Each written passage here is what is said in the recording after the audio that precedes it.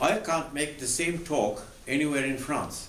Well, of course, they abrogated that particular decision. But in any case, what they were trying to do was this. Now, we cannot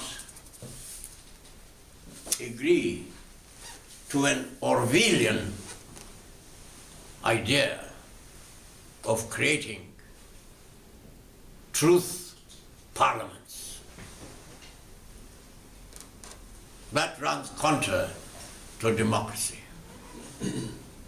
Political bodies are not the right places for passing binding decisions on historical events.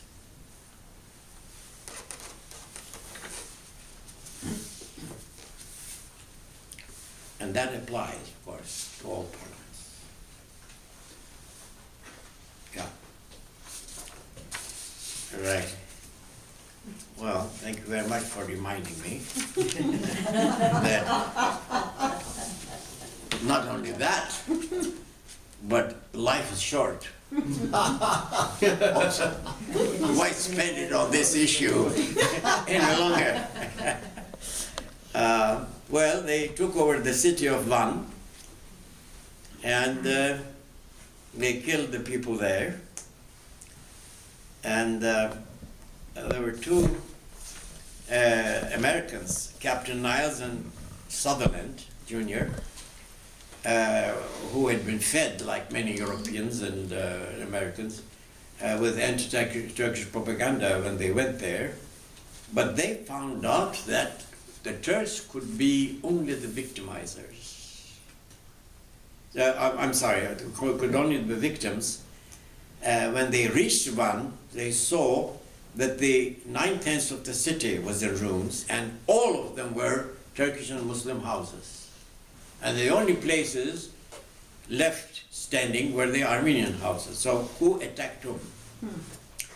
And so your ambassador at that time, Henry Morgenthau, wrote, it's in the National Archives, the Records Administration, College Park, Maryland, Internal Affairs, Turkey, roll 41, page 2.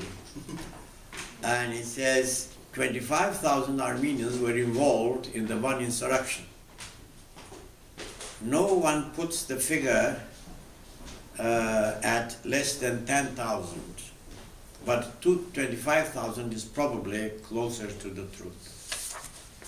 Well, they also, in one or two sentences, now Boghos Nubar wrote on the several times, but principally on the 24th of July, 1915, to the British generals in Cairo, Sir John Maxwell, asking him to put on Turkish land in Mersin, the port of Mersin, 10,000 to 12,000 fighters. And if they do that, he says, it will be possible to rely on the 25,000 Armenian insurgents in Adana and its environment, in southern Mediterranean coast of Turkey, and on the 50,000 more to come from the nearby provinces. And he says this formidable force of close to armed 50,000 will be able to advance well beyond these borders and so on. And then he says that they can cut telegraphic wires, destroy railway tracks, blow up bridges, and interrupt the enemy's communication lines. The enemy is us. And the Turk will not be able to use their forces against us, against you as well, throughout winter. Now, this is not a normal thing to do for a man who was born in Istanbul. Isn't that true? And, well, perhaps the last point is the bigger Armenia issue.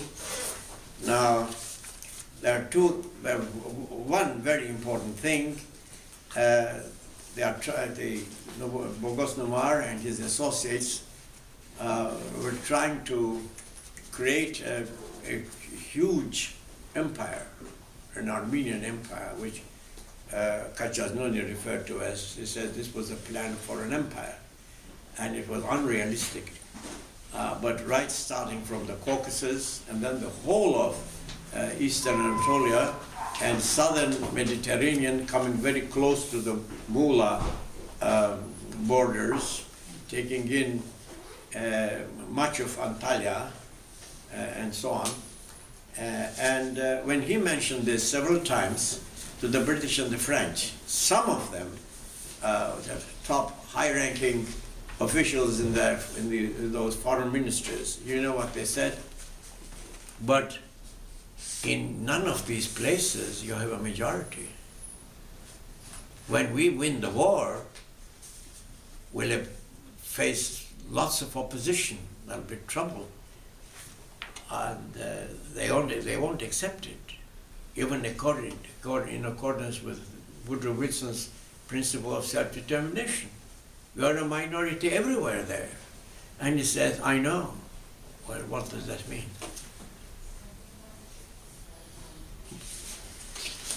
On what basis then? So,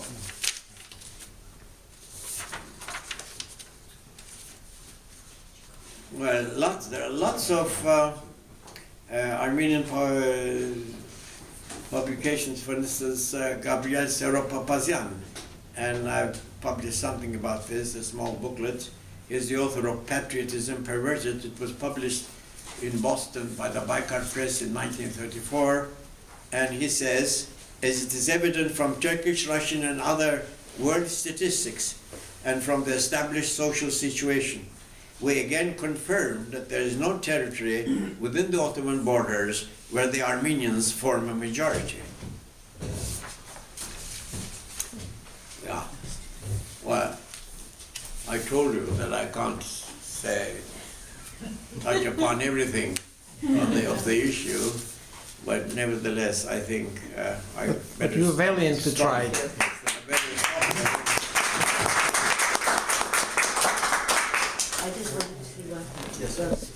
I just want to say one thing before Günay's thanks. This is an excellent book, Armenian Falsifications. This is so concise and so useful.